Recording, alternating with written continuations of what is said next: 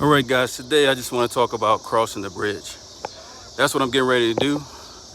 And in life, you have to know how to cross the bridge. These are important traits you got to have. So instead of us doing a natural video like we normally do, nice and edited up, I'm going to give you some raw footage of the bridge I'm getting ready to cross. And this bridge represents the same challenges you're going to face in life. The same bridge.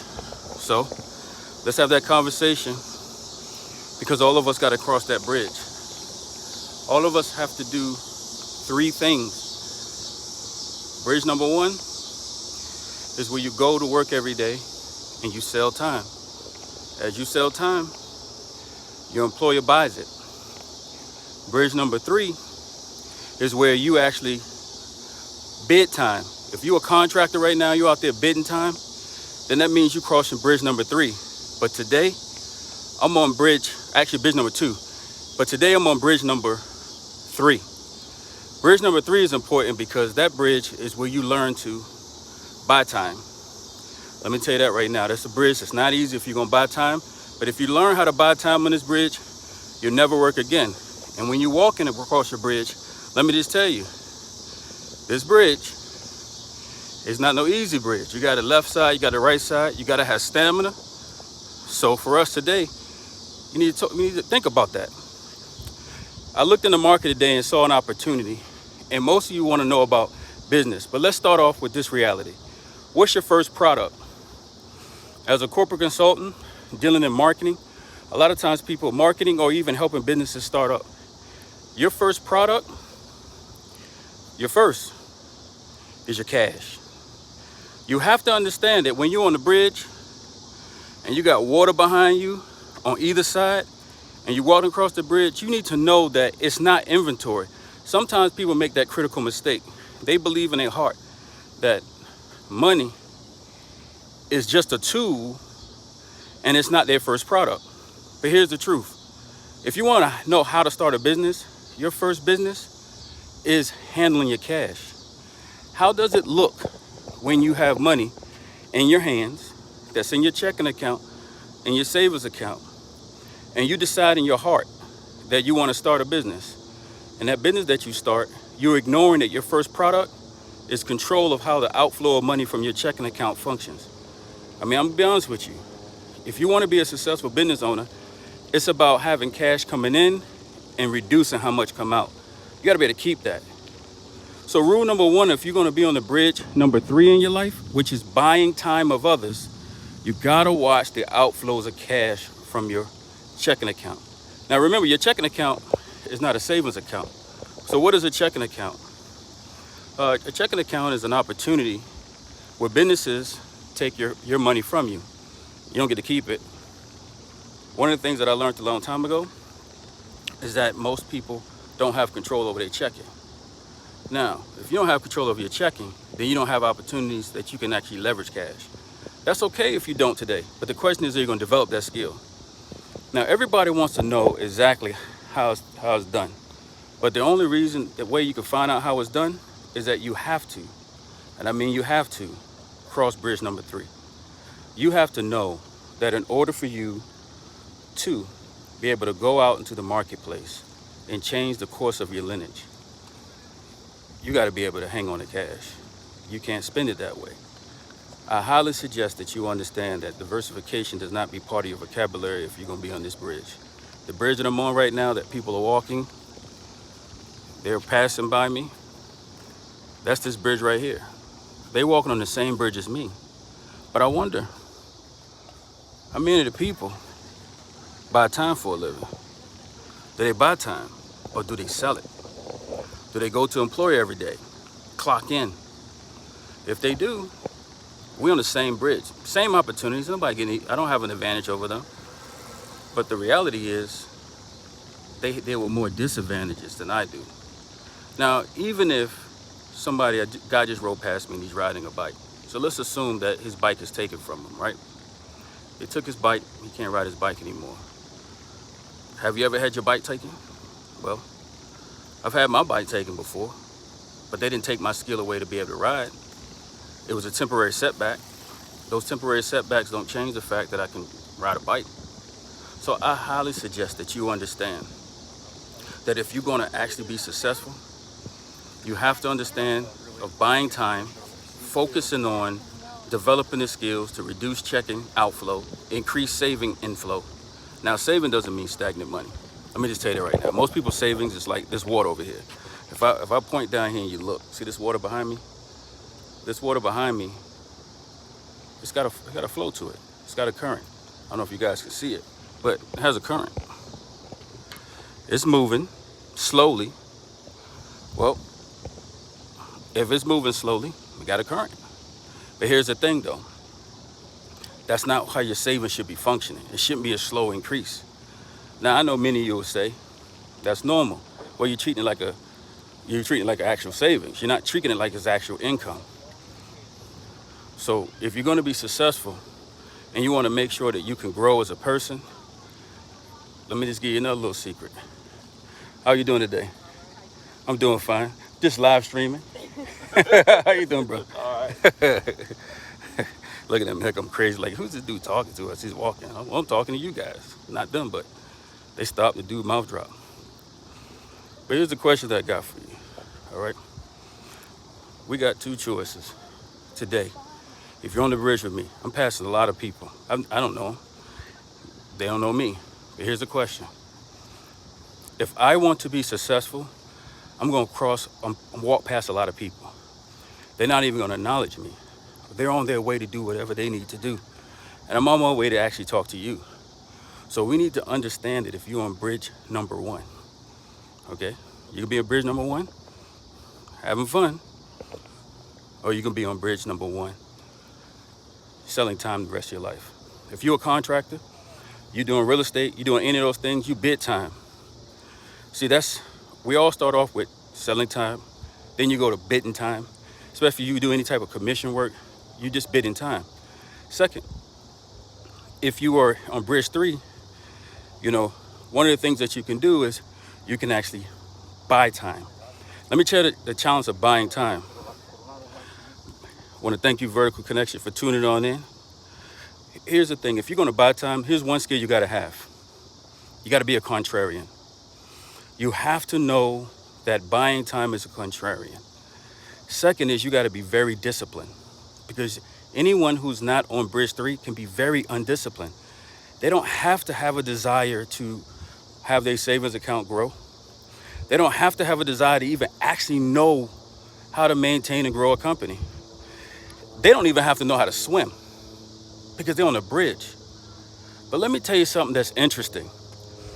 If you want to be able to make $240,000 on the market, if you want to be able to make $50,000 on the market, if you want to be able to make just $2,000 on the market, all in one day, you have to develop a skill of discipline.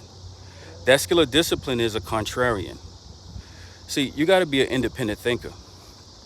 I know a lot of you like to go to these chat rooms or subscribe to financial news, and you're constantly on CNBC. You're looking for someone to give you an inside track. But if you're going to be a contrarian, you need to start off on developing the skill of your first product, your money. Here's the second clue. The second clue is, please understand this. If you don't know what your actual debt is, I'm going to stop right now. I'm not even going to walk so the camera don't shake. If you don't know what your debt is, like your financial debt, what's on your credit report, your obligations that you made prior to you moving on the third bridge, you have to know that number. See, first bridge people don't want to look at their credit because they already jacked it up. So they have no need to look at their credit report. They could look at their credit report, but they're not going to look at their credit report, because people who sell time for a living don't want to deal with the reality that they are blowing up their paycheck every 2 weeks or once a week or once a month. However your payment duration goes, you don't have a desire to really know what you're charging, what your payments are. You know what your check is, but really going into the details of what your finances look like, you got to know that number. So you got to be in a position, 1, that you want to buy time. 2, you got to be in a position that you know your debt is. 3, you got to have a goal. What do you want your net worth to be when you turn 65? I ask a lot of people that question. And when I ask a lot of people what they want their network to be when they turn 65, I assure you, the answers you get are hilarious. I don't know. I never thought about it. If you ask somebody what you want their network to be when they turn 65, rule number one, they're on bridge one where they sell time, and they're on bridge two where they bid time. But they're never thinking about what they want their net worth to be. Now, I'm going to tell you, if you don't know what your net worth to be, you're never going to come to a real number. So you got nothing to point to. If you can't measure it, then you can't manage it. The most successful people have a measurement system that they're managing. I don't know why people keep thinking that, or how come, to be honest with you. I don't want to insult anybody today. I apologize for you guys hearing me say the word why. If you know me personally, you know I don't use the word why loosely. I try not to use it at all. But if you don't know what you want your net worth to be when you turn 65, I talked to a couple, and I want to tell you, I spoke to them, and I asked them that, were they teaching their kids to either buy time or sell time? And they were like, well, my child's in college. There's the answer. They're teaching their child to maintain somebody else's wealth. That's what they're doing. And they have that right. But do you think we can have a conversation where we can sit down, or you think they have to have transformation before we can sit down? You know, that question is an important question. How y'all doing? I'm fine. How you doing? So think about that for a second. A lot of the things is because we were trained, so we immediately teach that. We go to our default system. We're not pushing the envelope. We stay on our default system. Our default system is teach what we know. We don't break the habit of that. How you doing? If you're not going to break that habit, then you have to understand there's a cost to that habit. I'm not going to doubt that you guys can't be successful. I meet a lot of guys in real estate. They make money. They do. They make money. I think they're going to be great business people, but their goals are low. But for them, that's their goals. And that's why you can't compete. Because when you're competing, you make a mistake. You have to be so focused on your goals that anybody who comes in your vicinity, honestly, you don't care about. Unless they're helping you move to the next step in your goals, you truly don't even focus on it. As a contrarian, you will learn what it takes to make sure that you do not get sidetracked by looking at other people's goals that exclude you. See, people are going to try to use you the same way you sell time at a job, and you have more to offer, but they actually do not allow you ever to move to a different position. They just keep you maintaining that one system. You just need to know that. Now, let me give you a hot tip. And I think this tip is important. This tip comes from knowing the difference of when you come in contact with somebody and they're a stumbling block. Today I had a conversation, and when I had that conversation, I'm gonna tell you directly, this is the purpose, objective, and target of the conversation. I had a guy give me a call and say, hey, listen, I have to pay a lawyer. So what I'm gonna do is, what do you think I should close some positions I have in my account? And he told me what it was, and I explained to him, I've known you for how long now? And we discussed, about 2 years. Here's my thing. Have I ever told you what positions you should open or close? Or was it your goals?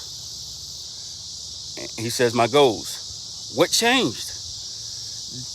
You got to understand that you can't allow a temporary situation that you didn't plan for, which means you need to go back, work on your numbers, and then set money aside that if you had to go and get access to it, it wouldn't affect your lineage, your overall net worth goals. But you think he did that. People are like, man, that makes sense. But what do you think? I go back to what I said before. I've known you for 2 years. I don't tell you what positions your goals do. What is your goals telling you? Your goals are clearly telling me that you're not doing your goals right now. You're not focused on that. So if you're not focused on your goals, you shouldn't be having a conversation with me. Go back, focus on your goals, and then call me back and let me know what your goals told you to do. You got to write down the information so you can stay focused. everything in life's gonna come at you to get you off your goals. And I'm referring to your lineage and net worth goals. Your per minute rate. What's your per minute rate? If you work a job right now, you should just sit down and write out what you get paid an hour. If you get a salary, doesn't matter. You work 80 hours, you can mathematically figure it out. But you should sit down, write out your goals, write out your hourly rate, especially your salary rate if you get paid salary. It can be broken down into an hour. There's no doubt about it. You guys continue to say you're on salary, but everything can be broken down by the minute. Every process inside of the company is operated on a per minute basis, guys. It's not, you got SKUs, you got square footage. So you can have a matrix of square footage. For every square foot in this building has a price. And that includes your overall goals, that includes your hourly rate, that includes your raw materials into finished goods, every inch. Now I ask you this question, are you doing that? And if you're not, get off the live stream and sit down and do it. You got to. Everybody's gunning to take advantage of you. And you'll be easily manipulated. I mean, yeah, we may be associates, you may be one of my clients, you may be a relative, you may be somebody new who's not family yet. I assure you, if you don't sit down and do your goals, somebody else already have your goals. That's why you don't have them. I can tell you that for years, most people, we would go back and forth that I dealt with, did not like to write down things. And I'm just gonna tell you, that's a consequence. And a severe consequence. Look, I'm about to prove a point. I'm about to ask these young people their goals. What do they want their network to be? Watch the answer I get, just so you can see. Can I ask you guys a question? I'm on live stream. You don't mind being on live stream, do you? Okay, let me switch the camera. If I ask you, what do you want your net worth goal to be? I'll tell you my YouTube channel when we finish too. If I ask you, what do you want your net worth to be when you turn 65, what is your answer? Net worth. Like, what do you want at the end of your life? How much money do you want to have access to? Enough to help people out. But give me a number, though. Yeah, because without a number, how are you going to get there if you don't know if you got a measurement? I think if I have a good, like, in savings, a good, like, 100,000 at least. 100,000? If I could do good in a profession, maybe around, like, 400,000. 400,000? Okay, give me another number, though. You gave me 100, then you said 400,000, so that's a $300,000 raise. Give me one more number. I don't know if I could go higher, lower,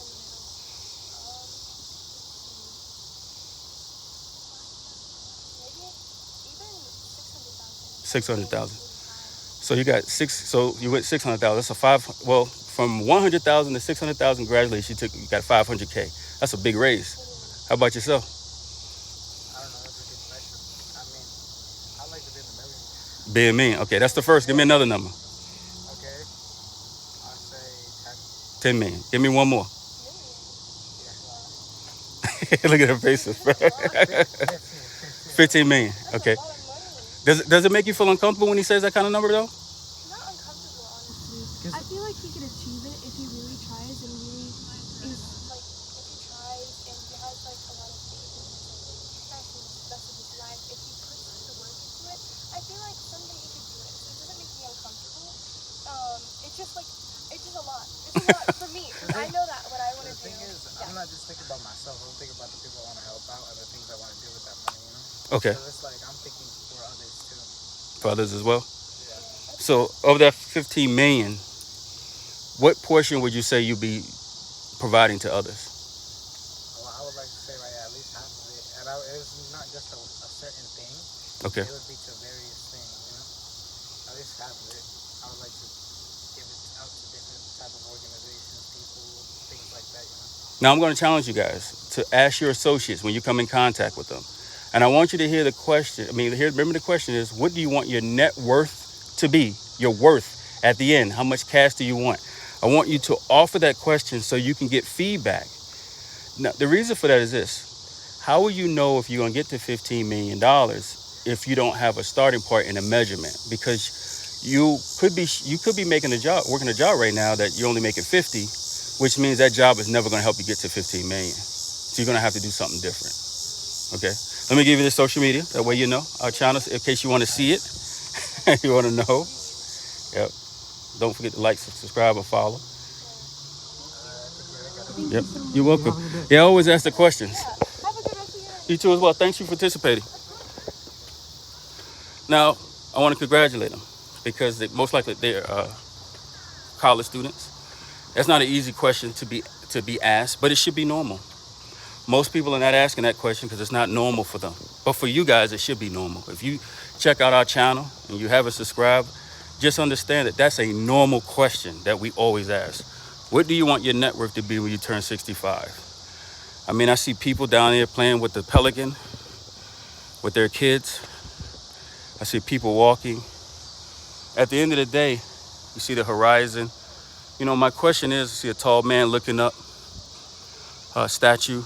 You have to ask yourself this question. I understand that wealth is not an accident. Wealth actually is not money. I know a lot of people think wealth is money, but what wealth actually is a skill that you repeatedly do, unimpeded, and then money follows. Water is more important than, actually water is way more important than money is, to be quite honest with you, because without water, you don't survive. I mean, if you don't eat and you don't have water, you'll die. Money's a tool, and it's how you use that tool. So today, I wanted to do something different. One, I wanted to walk the bridge. Earlier, I had shot a video with my regular camera, but when I brought it out, I could tell you a lot of people was uncomfortable because, so I just took my phone out. I went back and dropped off my phone my camera to the car because a lot of people was very uncomfortable. As soon as they saw the camera out, I had it on the stand. People walked past. I said, I would like to have an interesting conversation. Will you join me? I sat on the bench. I had the information out, letting them know, you know, what the conversation was about, what channel, or where would it be broadcasted. And as soon as they saw that camera and all the equipment, they were like, nope, absolutely not. No, no, no. But when I took my phone out, it was almost as everybody wanted to know exactly who I was talking to. I call it the nosy effect. The camera, not so much, because for whatever reason, people have a fear of their personahood, especially for those that want to come out and work out. But most of the people saw the cell phone, and I can't tell you, that's when you hear me saying, how you doing, what's up? That's because people were trying to look around my hand to see who I was talking to. So for you guys today, remember what we talked about first. You got to control your checking account. I don't care how bad businesses want access to it. You got to learn to say no. You have to know that a checking account is nothing other than a profit and loss statement for corporations who have access to the labor that you sold, money. It's not your money.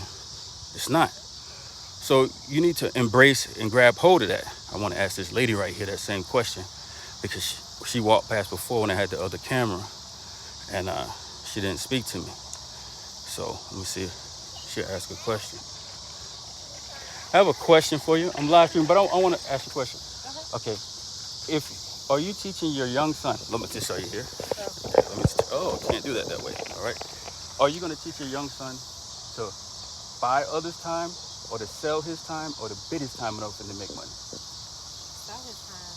He's going to sell his time. Yeah. So he's being raised. So I'm just doing a live stream on just having conversations, right? So he's being raised to make sure that he can sell time to an employer. Or are you going to be his boss? So he can sell time? To an employer. No, I want him to have his own. Have his own? Yeah. So you want him to buy time. Okay. Buy time. Right. Other people sell it to him that he gets to actually give them a fixed price. Okay. Here, what do you want your net worth to be when you turn 65? My net worth? 120. 120,000. Give me another number. 200. Give me one more. 350. 350. Congratulations. Notice what you did. You started off with how much first? What was the first one you said? I said 125. Yeah. Okay. Then you went to 350. So you got you literally got $175,000 raise. All because you was pushed to give a different answer. Yeah. That's how money grows in America. Never take the first one. Keep making what? New numbers. Yeah. So I've heard that before. you heard that word for? So this is our social media. If you ever want to know, it's called CFS Studios. This is where we broadcast it. I'm just out today talking to the people, having interesting conversations, asking, how we raising our kids. Because remember, everybody at elementary school, their parents are teaching them to go sell time. Yes. So I'm trying to figure out where all the employees are going to buy it. Because they're not at that school, because that's not what's at that school. There has to be another school that our kids are not attending. And that's the school where adults send their kids to buy all the kids' time they're going to sell. Yellow bus are full of kids that saying, please pay me for my time. Right. Yeah. No, I get it. Totally. Well, thank you so much. Yeah, thank you. I see you soon, and I heard you're going to be a boss. You ready for it? Look at this. Yeah. Enjoy your ride. Thank you. You're welcome. Now, again, I asked the question. It's a question that should be normal. Nobody should struggle with it. But it's not usual, because for most people, that's not how they raise. They raise to say, I got to get a job. What they really saying, I got to go sell myself. That's fine if that's what you want to do. But please do not complain about bridge number 3. Don't do it. Do not get mad at anybody who sells their time to a person who buys it like yourself. Because all you're going to do is get frustrated with the reality that it's your fault. You never wanted to develop those skills. And so many people have a coveted type of personality, which means you want what others have, but you don't want to give up what other people have. In order to buy other people time, you have to give up selling your time. You got to give up bidding your time. Those cicadas are loud as I don't know what. So I'll give y'all one more view of the bridge, and then I am heading off the live stream for the day. And I want you to know, if you haven't liked, subscribe to CFS Studios, make sure you do. Hit the bell icon.